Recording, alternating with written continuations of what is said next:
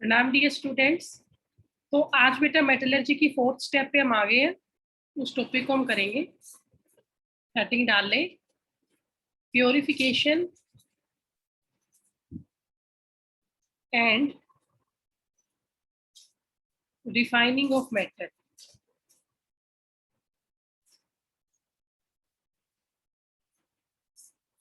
Purification and refining of metal. तो इसकी बहुत सारी टेक्निक्स है, वन बाय वन हमें करनी है।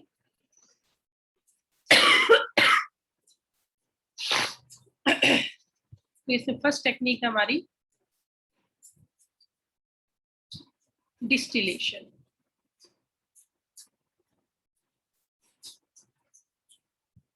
अब डिस्टिलेशन जो टेक्निक है, इसका प्रिंसिपल क्या है? तो वो मेटल्स जिनका बॉइलिंग पॉइंट लो हो, metals have low boiling point। जिन मेटल्स का बॉइलिंग पॉइंट लो होगा उन्हें हम प्योरीफाई करते हैं डिस्टिलेशन से। Purify by distillation. For example zinc, cadmium, C D है बेटा, ये मर्करी सबसे मेन एग्जाम्पल्स है। सेकंड टेक्निक है लिक्वेशन। तो लिक्वेशन का प्रिंसिपल क्या है? Those metals which have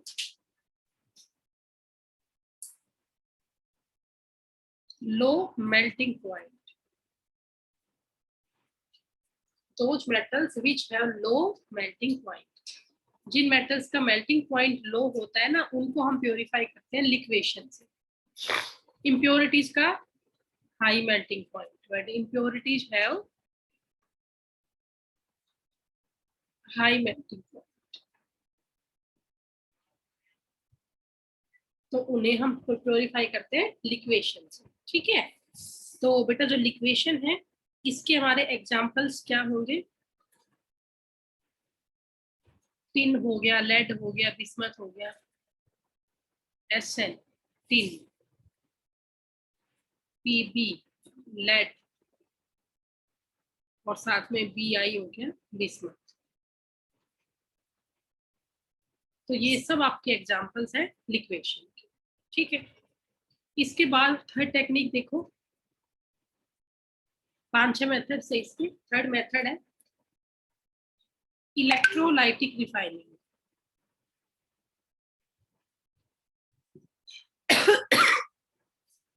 electrolytic refining ये आपको पहले भी करवा रखा है चैप्टर नंबर 3 इलेक्ट्रोलाइसिस के टॉपिक में। वो ही है सेम, कुछ नया नहीं है इसमें। इसमें किसका फिनोमिना होता है? Phenomena of electrolysis. Phenomena of electrolysis. ठीक है। कैसे होता है वो आप देखिए बेटा। इसमें हम एक इम्प्योर मेटल लेते हैं जो कि काम करेगी एनोड का, और एक हम प्योर मेटल लेंगे जो कि काम करेगी कैथोड। ओके। और इन्हें हम हाई वोल्ट की बैटरी से जोड़ देंगे और साथ में इलेक्ट्रोलाइटिक सॉल्यूशन भी यहाँ पे रखेंगे जिसमें एनोड और कैथोड को डिप किया जाएगा। ओके। अब देखिए इसके आगे। अब ये पेज आपका हो गया होगा बेटा।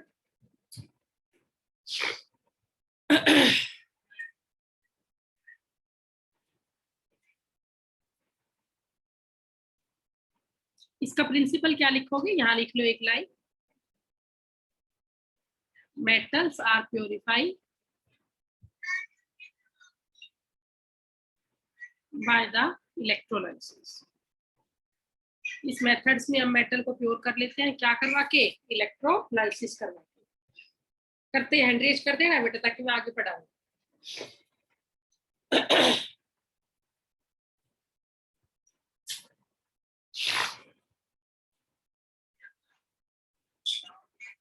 ओके। ठीक है बेटा, चलो देखो अब आगे। For example, electrolytic refining of copper.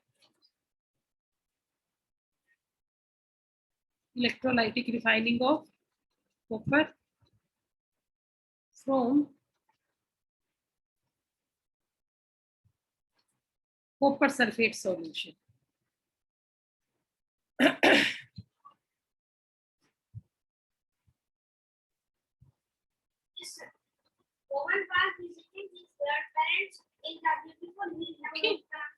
ये है बेटा electrolytic refining of copper from copper sulphate solution.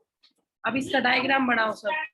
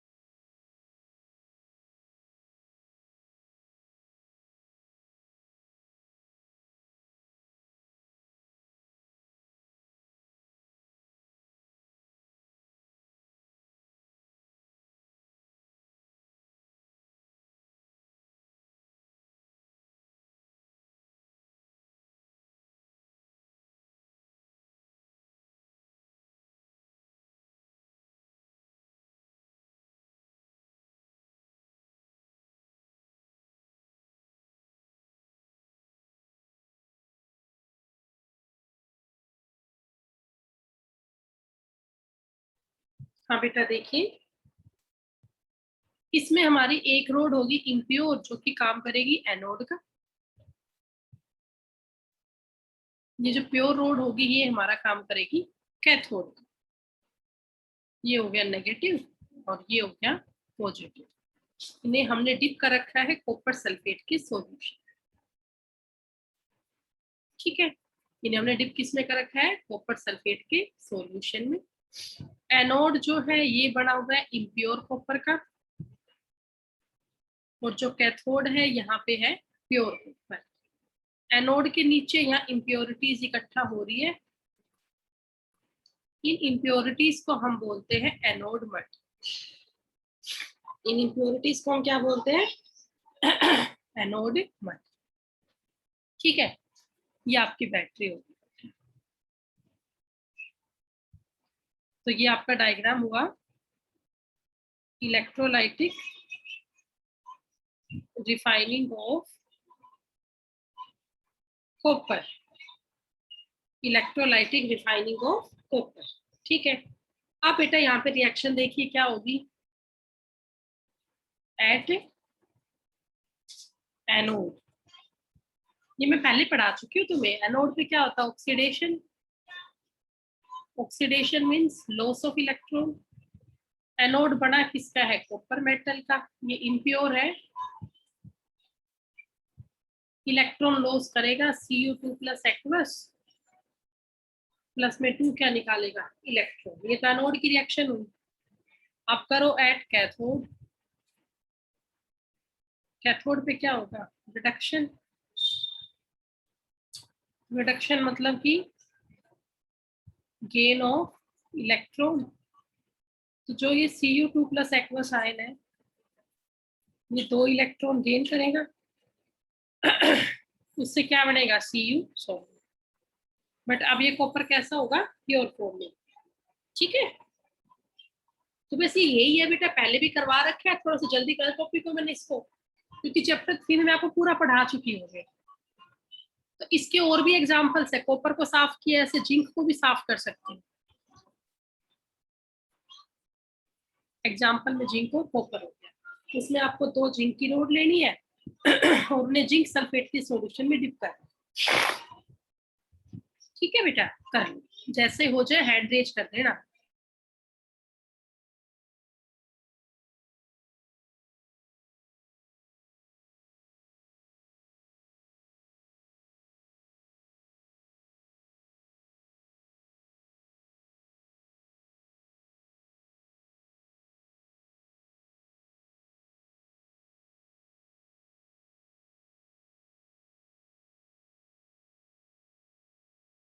चलो ठीक है बेटा, हो गया सब, यहाँ हटा ही लूं। अच्छा, ये एनोड मड जो है, इसमें किस किस की इम्प्योरिटी होती है, बड़ा इंपॉर्टेंट है, देखिए। एनोड मड,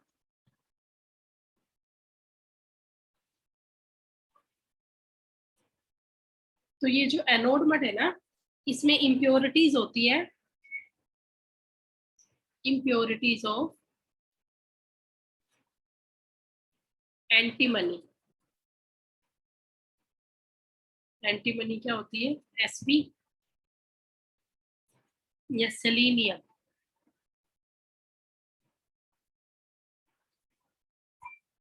एसई या टेल्यूरियम, टीई। और कई बार तो इम्प्योरिटी में सिल्वर, गोल्ड और प्लेटिनम भी आ जाते हैं। तो बेटा अगर इम्प्योरिटी में ये चीज निकलाए, तो जो टोटल कॉस्ट इस पूरे सेटअप में लगी होगी वो सारे यहीं से निकल जाएगी। अगर इम्प्योरिटी में गोल्ड और सिल्वर निकल रहा है, प्लेटिनम आ रहा है, तो जो भी इसमें कॉस्ट लगी पूरी रिफाइनिंग की, वो यहीं से रिकवर हो जाएगा। ठीक है। तो ये आपका थर्ड मेथड हुआ, इलेक्ट्रोलिटिक रिफाइनिंग। इसके बाद अब फोर्थ मेथड देखिए बेटा। फोर्थ मेथड है जोन रिफाइनिंग।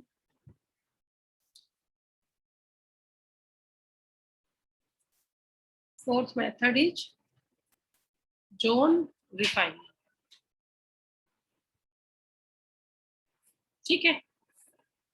ये जो मेथड है इसको हम यूज करते हैं to obtain ultra pure metals, बिल्कुल ही साफ मेटल निकालनी हो तो, to obtain ultra pure metals. इसके एग्जाम्पल है जितने भी सेमीकंडक्टर से सारे, एग्जाम्पल है ऑल द सेमीकंडक्टर। अब इसका प्रिंसिपल क्या है, metals are soluble in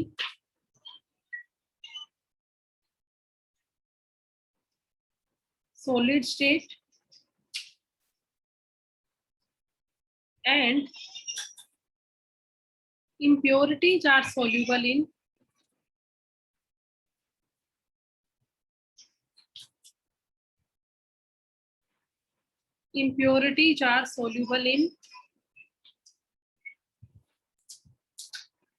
molten state। जो मेटल्स है ना वो तो सोल्यूबल होती है सॉलिड स्टेट में, और जो बेटा इम्प्योरिटीज है ना वो सोल्यूबल होती है मोल्टन स्टेट में। ठीक है, हो गया। और इससे सेमीकंडक्टर्स निकलते हैं, एग्जांपल मैं आपको बता दूं सेमीकंडक्टर के, वैसे जैसे सिलिकॉन हो गया Si, जर्मेनियम हो गया, बोरोन हो गया, गैलियम हो गया Ga, इंडियम हो गया In। ये सब इस मेथड से हम साफ करते हैं। ठीक है। अब इसका प्रिंसिपल, आप बेटा वर्किंग इसकी समझे, वर्किंग कैसी होगी इसकी।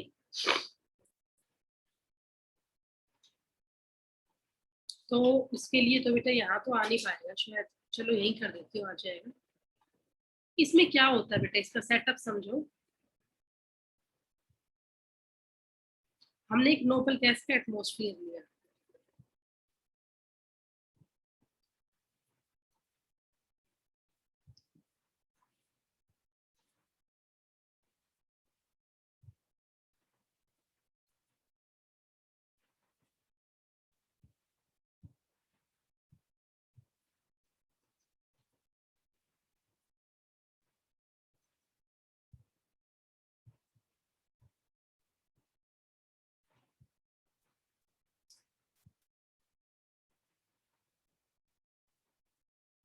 साथ साथ करने बेटा आप भी। इस पर ऐसे हमने यहाँ इंडक्शन कोईल लगाई, ऊपर भी हो नीचे भी।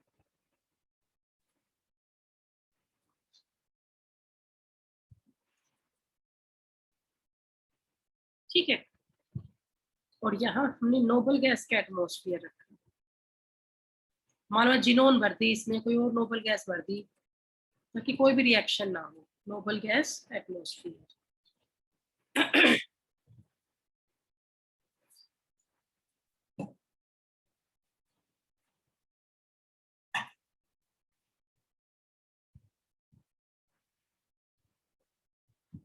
अब आगे देखो बेटा, इसमें इसके अंदर हमने एक बार रख दी, मेटल पीस का टुकड़ा हमने रख दिया ये।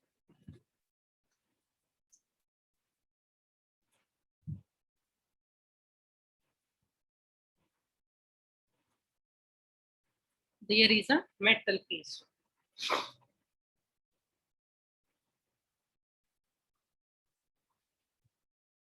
यहाँ पे 3 अलग अलग जोन बन जाएंगे मेटल्स के।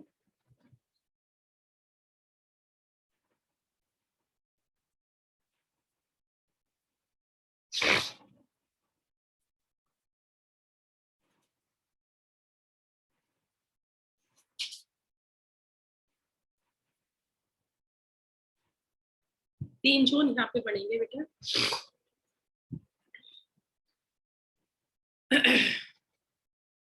ये डायरेक्शन और मूवमेंट होगी।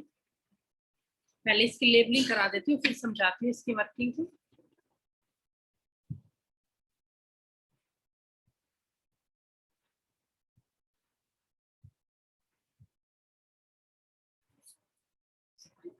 तो देखिए बेटा, इसकी आप लेबलिंग और कर लें। सबसे पहले ये आपकी इंडक्शन कॉइल मूविंग हीटर हो गया। इंडक्शन कॉइल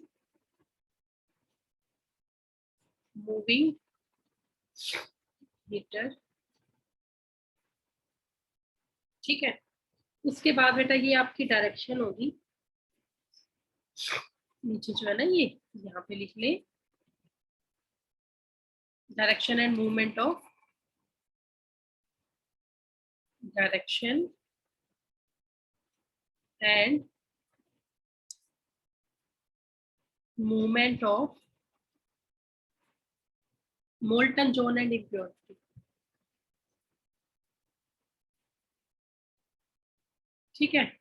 अब यहाँ पर बेटा ये 3 जोन है।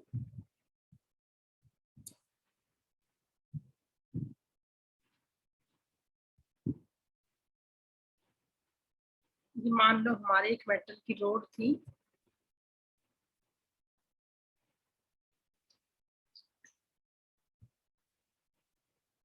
Metal road. ये वाला जोन मान लो प्योर मेटल का है, ये जो जोन है वो इम्प्योर मेटल का है, और जो ये बीच वाला हिस्सा है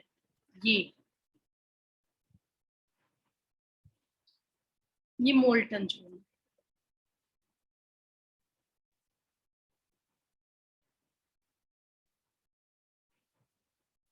मोल्टन जोन कंटेनिंग इम्प्योरिटी, ठीक है बेटा। तो ये कुछ इसका सेटअप है कि इसमें बड़ा आसान सा कुछ भी नहीं है।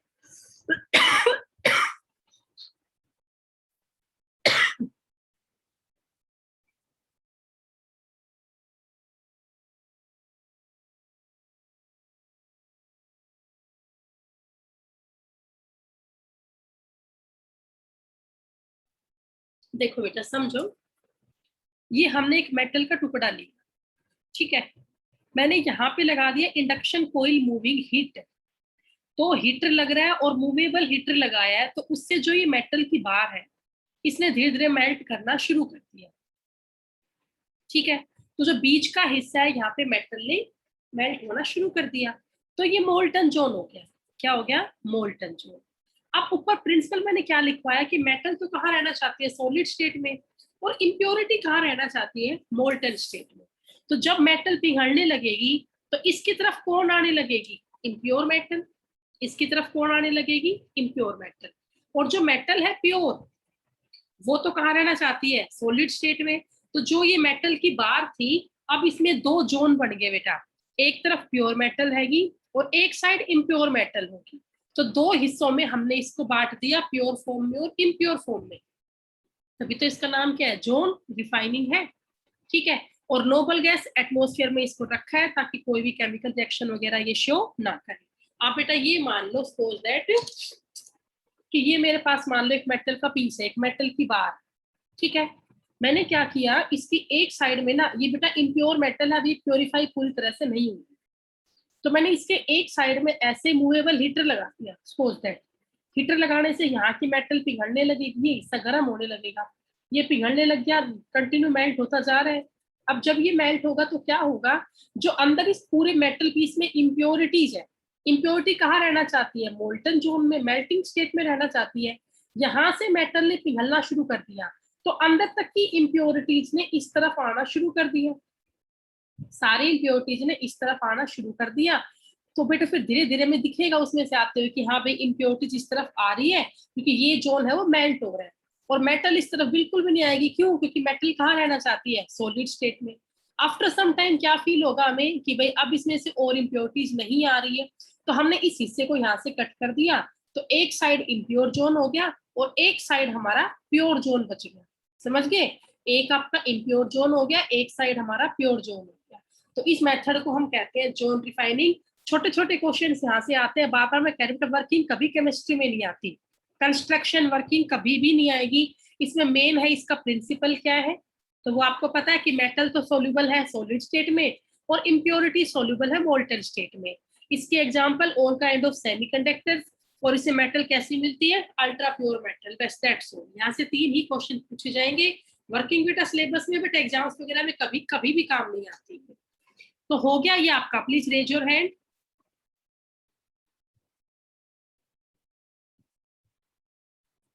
ओके, दीपेश, सचिन, चिराग, साहिल, निशांत। चलो अब एक और करवा देती हूँ। देखिए अगला मेथड है हमारा, अब बस लास्ट मेथड आज यही होगा।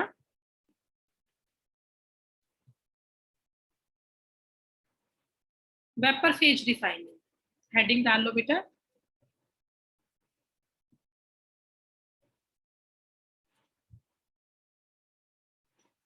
फिफ्थ मेथड है वेपर फेज रिफाइनिंग। इसका प्रिंसिपल क्या है, तो इसका प्रिंसिपल है, पहला पॉइंट तो है the metal forms volatile complex. Metal जरूर क्या बनाए, वोलेटाइल कॉम्प्लेक्स बनाए। और सेकंड पॉइंट है the volatile complex, the volatile complex easily gets dissociated, वो वोलेटाइल कॉम्प्लेक्स इजिली टूट भी जाए। ठीक है, अब जो ये वेपर फेज रिफाइनिंग है ना, इसकी मेन तो 2 प्रोसेस है। वेपर फेज रिफाइनिंग की 2 प्रोसेस है। पहली है Mond process, MOND, Mond process. और सेकंड है van Arkel method, Mond process and van Arkel method. तो इन दोनों मेथड्स में क्या है बेटा वो आप देखिए। तो पहले मैं आपको करवा रही हूँ मोन्स प्रोसेस।